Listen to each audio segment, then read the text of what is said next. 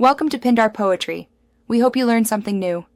You'll start by launching Minecraft on your PS5 and choosing your PlayStation profile. This links local progress. Once the game loads, select Sign In when prompted to connect to a Microsoft account. You need your Microsoft email and password handy because this step authenticates crossplay and realm access. Make sure your PS5 and Minecraft are up to date first, since mismatched versions can block sign-in. If the sign-in option doesn't appear, restart Minecraft and try again.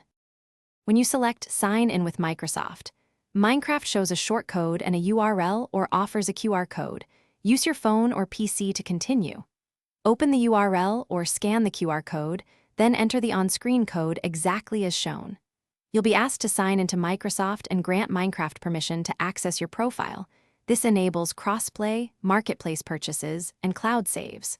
Once you approve, Minecraft receives a token and proceeds, so stay on the authentication device until it confirms completion. After you approve on the other device, switch back to Minecraft and wait a few seconds for the confirmation that shows your Microsoft gamertag. Once connected, verify you can access realms and the marketplace, and test joining a cross-platform session to confirm everything is working. If the sign-in doesn't complete, reboot your PS5, check your internet connection, and make sure no parental settings block external accounts.